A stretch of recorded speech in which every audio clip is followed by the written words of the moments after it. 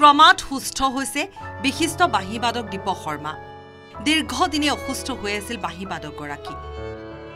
বিশ্বখ্যাত বাঁহীবাদক দীপক শৰ্মা গুৰুতৰভাৱে অসুস্থ হৈ কিছুদিনৰে পৰা চিকিৎসাধীন অৱস্থাত আছে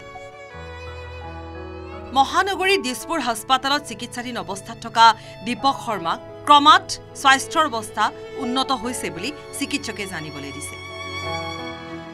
অসুস্থতাৰ মাজতো দীপক শৰ্মালৈ এক ভাল খবৰ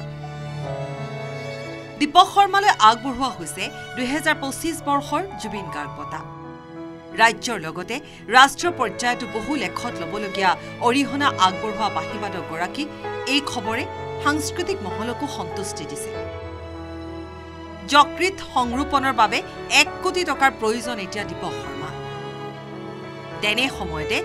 হৃদৰোগ বিশেষজ্ঞ ডাক্তৰ চন্দন মুদকৰ মহানুভৱতা দ্য হাৰ্ট এনজিঅ'ৰ তৰফৰ পৰা 10 লাখ টকাৰ চেক প্ৰদান কৰা হৈছে শিল্পীগৰাকী আমাৰ এনজিঅ'ৰ ফালৰ পৰা অলপ চলপ দিওঁ তেনেকৈ যোৱাবাৰ 50,000 মান দিছিলোঁ এইবাৰ আমি মিটিং কৰি ভাবিলোঁ নাই এইবাৰতো মানুহজনো নাই বেছি আৰু জুবিনদাৰ এই ঘটনাটো হোৱাৰ পিছত এতিয়া মানুহ পাবলৈ টান হৈছে মানুহবোৰ বেলেগ ফালে ব্যস্ত বহুত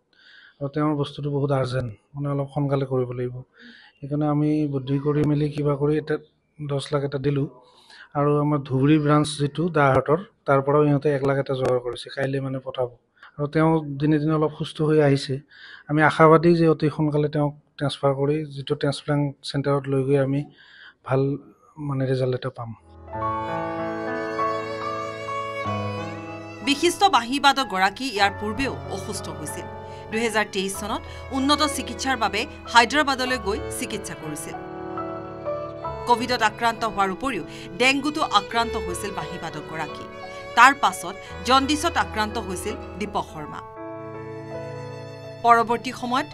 যকৃতকে ধৰি দেহৰ আন কিছু অংগতো ৰোগ ধৰা পৰিছিল সেয়েহে চিকিৎসকৰ পৰামৰ্শ অনুসৰি উন্নত চিকিৎসাৰ বাবে হায়দৰাবাদলৈ আৰু তাৰ পৰৱৰ্তী পৰ্যায়ত দিল্লীতো চিকিৎসাধীন হৈছিল ইয়াৰ পিছত তেওঁ লাহে লাহে ক্ৰমান্বয়ে সুস্থ হৈছিল কিন্তু পুনৰ এবাৰ তেওঁ স্বাস্থ্যৰ অৱনতি ঘটে আৰ্থিক কাৰণত চিকিৎসাত যথেষ্ট বাধা আহিছিল